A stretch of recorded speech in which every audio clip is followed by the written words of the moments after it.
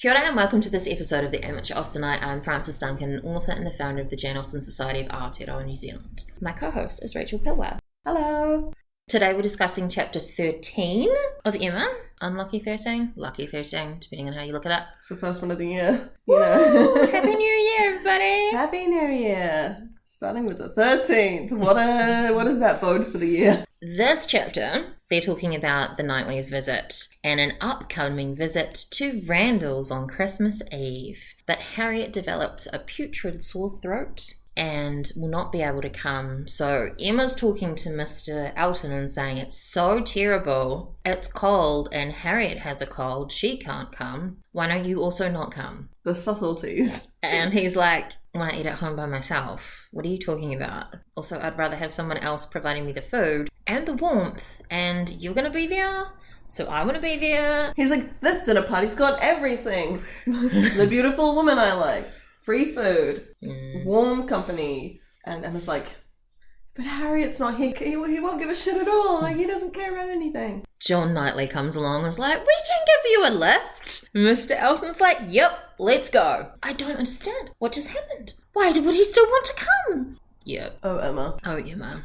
Mrs. John Knightley is having a delightful visit, wandering around, visiting all her old acquaintance and introducing them to her children, and then spending time with her father and her sister. And it was so perfect, except that it's much too short. But perfect in that it's much too short, which makes me think of Lizzie Bennet when she goes on the trip with her aunt and uncle, and she says that having something to regret because Jane wasn't with her meant that the trip could be perfect. The perfectness here is she doesn't have a chance to get tired of it and wish for home because it's such a short thing, so you just squeeze everything in. It's not too long. It's just the right amount of time. Short but sweet. When you visit places, you see a lot more than you do if you live there. Yeah, because you're trying to actively go and see things. There's so many parts of Wellington that I've never been to. Places that I'm always like, I should go and try that food there at that place, and then I never go because I'm like, I'll do that another time.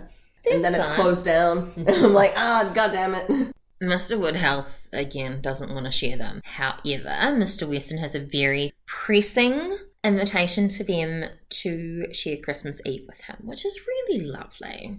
Mr. Weston is a really nice guy. He's so lovely. And Emma refers to their special set. So it's just family, just them, their household, the Westons, and Harriet, Mr. Elton, and Mr. Knightley. So the Bates weren't invited. They're invited to a lot of events. But not often to dinner, though. They usually come in the evening. Even the evening afterwards. That sounds like a good enough get-together. Still don't think I'd want to attend, but... There's still a lot of people there. That's a lot, yeah. What? And assuming the 5 kids are all there. No, because that's one of the things that Mr. John Knight is kind of pissed about, that he doesn't get to spend time with his kids. Oh, of course, yeah. That's kind of nice, though, that he's like, I want to be at home with my kids. It's kind of a homebody. Maybe that's how he and Isabella kind of work, because they're both homebodies. That's true. I could see that. But so there's the 3 Knightleys, the 2 Woodhouses, the 2 Westons, and then Harriet and Mr. Elton. So that would be 9 people. Yeah. That's a lot. It's a lot of people. It's a lot of people. But then Harriet can't make it because she's sick. 8. So it's 8. My lucky number. Aww. Except it would be so much nicer if it was 7 and there was no Mr. Elton. It would be a much more pleasant evening. For everybody. So Harriet's just been at Hartfield and Emma doesn't want her to leave because she's sick. She wants to be able to look after her. But Harriet wants to be nursed by Mrs. Goddard, which is so cute. Because she is like her mum. Yeah, pretty much. I think we've discussed that before. That Mrs. Goddard is kind of like this pseudo mother figure to Harriet. Because we assume Harriet's been there all the way through her schooling because she doesn't have a home to go to. Yeah. So she would probably board there in the summers as well. Well, except for when she was visiting with the Martins. She's probably spent so much time with Mrs. Goddard. That's home. And honestly, when you're sick, what do you want more than just to be looked after by your mum? I know that's what I want. I mean, it's not the same for everybody. I'm sure some people really don't want that, but I do. I've heard stories of people dying wanting their mother. Yeah. When they're old. And still wanting their mum. That's so heartbreaking. Depending on how you believe in things, right? Yeah. They're going to be with their mum. So, anyway, a little bit maudlin. If my mother is listening, I love you. Please don't die. I need you when I die. So, Emma, again, shows that she's a good person. It happens sometimes by being with Harriet when she's sick and looking after her when Mrs. Goddard couldn't be there because, Mrs. Goddard's running a school. She got a lot to do. And when she leaves, she runs into Mr. Elton. So he's supposedly going to get a report on how Harriet is so he can convey it to Emma. But Emma thinks he's going to get a report for himself. Miscommunication. And then they run into John Knightley and his boys who have been running around the country, and they decide to all walk back to Hartfield together. And Emma's talking about how sick Harriet is. Mr. Elton's like, oh no, how terrible. Has Perry been to see her? You should take care of yourself. You shouldn't run any risks. And Emma's like, no, I'm cool. I have to deal with my dad like this. Don't you be that guy. Yeah. And then, she leads into the, it's so cold. It's going to snow.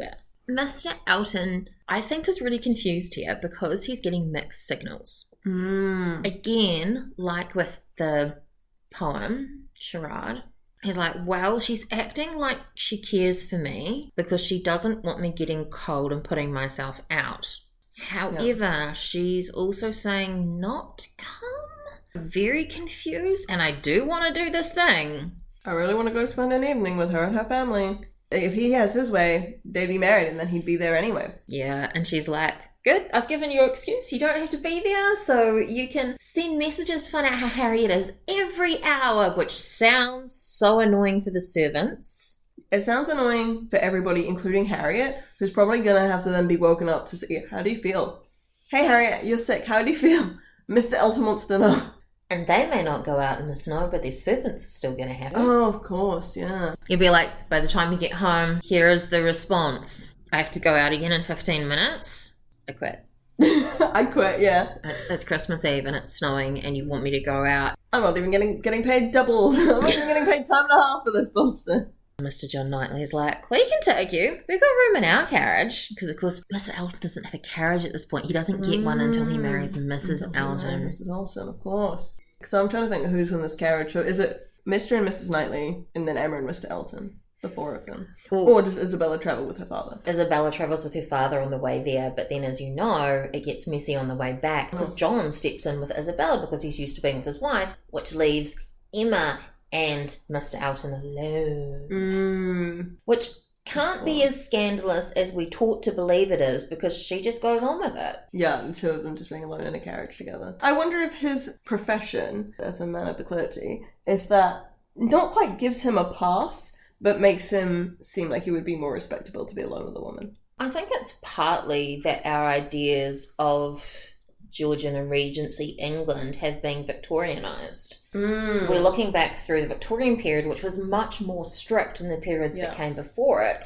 All the books that we read these days set in those periods say you cannot be alone with a man, you cannot have a door closed, you cannot be alone in a carriage with a man. People would think all these things. But we see it happen in Austen and no one makes a big deal out of it. Except, however, the Frank and Jane walking back from Donwell together. The one outlier in that. I really want to see a real book. I also want to see a thing about what the class thing is because it's so confusing. It's all so shiftable. You've told me thinking about that. And just like, obviously, when like Lizzie and Darcy are alone together on a number of occasions during the whole proposal scene and when he comes to visit her and stuff. But like, I mean, I guess they're not like alone when they're walking together when they do get engaged. There's other people with them, but there's enough space for them to have privacy. But then you've got like the rules of like dancing where it's like if you danced with someone too many times then that was unseemly. And we know that because they talk about it in Northanger Abbey as a definite thing. Yeah, the rules are so confusing. And I was going to say, isn't it so much easier these days? It's not. No. It's still not. All you have to do is just be like, we've mentioned my flatmate Michael, and just because he is a guy and I am a girl, if we're ever hanging out, a lot of people are like, oh, is that your boyfriend? And I'm just like, no, he's a friend. We live in the same household. It doesn't mean anything. You can't hang out with anybody anymore. With fluid gender and sexuality identities these days, it just gets busier. You and me are hanging out in this room, just the two of us talking right now. Good Lord! They'll be ringing out the marriage church bells soon enough. Can't even talk to girls. No. So I can kiss them. No, Get out if of I here. think of you as a girl, I cannot talk to you. I'm not a girl. I'm a Jane Austen fan. Yes, that's good. And Emma's like, what a strange thing love is. Mr. Elton can see ready wit in Harriet, but will not dine alone for her. This should be the point, I think, because she hasn't figured it out already. I feel like this is the point where she should figure out Mr. Elton's proper intentions. I mean, I know she does, when he proposes. It's in the carriage after this that he does, doesn't it? Yeah. But it's like, even then, it's like, I feel like beforehand, him even just being like, I'm going to come anyway. I feel like the fact she doesn't even have the hackles aren't raised, she's not even like remotely thinking that he's got the hots for her at all. And I'm like, girl, are you being purposely obtuse? John Knightley can see it and he points it out to her. Right then, as they're continuing to walk, he's very intent on being agreeable. He seems to have a great deal of goodwill towards you. Yes, it has crossed my mind that he's into you. No, what are you talking about? He's just real friendly. She has this sort of smugness, thinking that she knows more than him because she thinks that Mr. Elton is into Harriet. And obviously John would have met Harriet during his trip.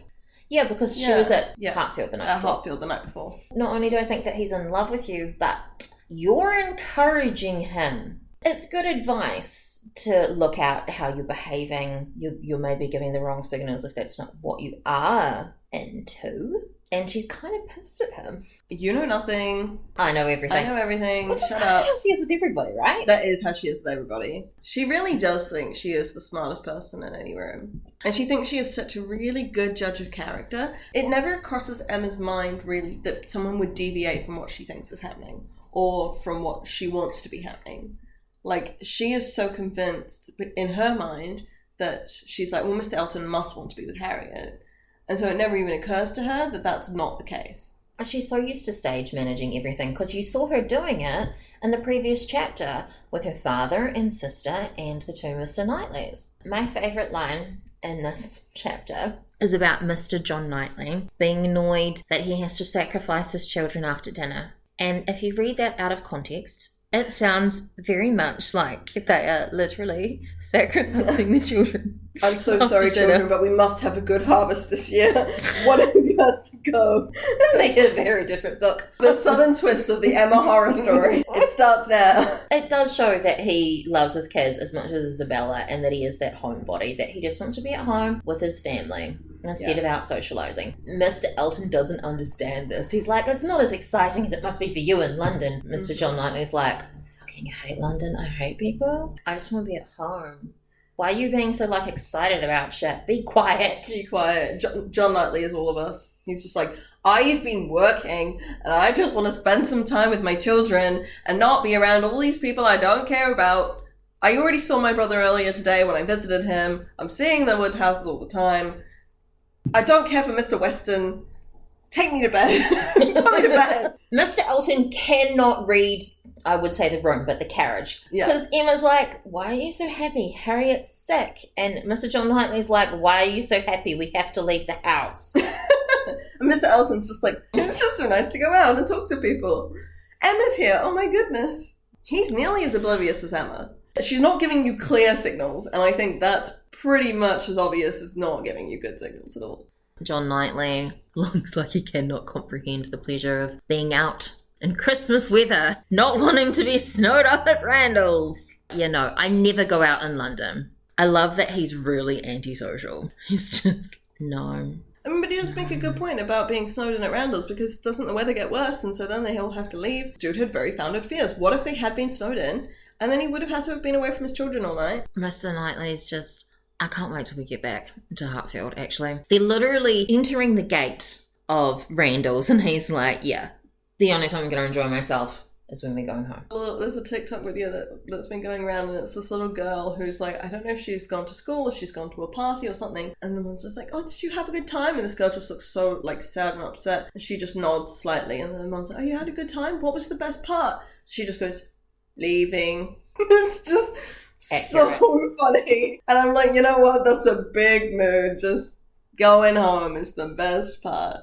There's a song about that. Something about going on a date and the best part was driving home. Yes, it's literally like that. It's like... it was a cute one too. He was like, he was nice and all of this. He was like, but the best part was driving myself home. But the best part of the date today was driving myself home. Yes. Yeah. My hands took me out on a date today, and I thought, and I forced myself to go. It was the best part of the day. Today was driving myself home. I can't drive, but taking that bus ride home. Best part. I think we're both a bit antisocial in some ways, that it's the forcing ourselves to go places. And the best part is coming home. Yeah. I will agree to do something and then be like, oh, I have to leave the house though. And it's hard to get myself to go. Then when I'm there, I'm generally having a good time. Yeah. Until I run out of battery. And then, yeah, I just want to go home. It's also about, like you know, we're recording this, it's like just after lunchtime, and so it's like, you know what, I'm still waking up, I've got energy, it's fine, there's sunshine outside, it's all good. If we were doing this in the afternoon, we'd both be like, get out, go, can't do this anymore. I do need to take a nap, and I don't have time to take a nap this afternoon. We just not finish the chapter, just end it here, take a nap. That is the whole chapter anyway. Excellent timing. Well, good night, everybody. Happy New Year. So a slightly delayed Christmas. And that's our discussion of Chapter 13 of Emo by Jane Austen. I'm Frances Duncan. This has been Rachel Pillar. Thank you for listening, and we wish you excellent naps. Bye. Good night. Talking like I have any idea what I'm talking about. I know, nothing. You know what? We're pretty hilarious. Caw, caw.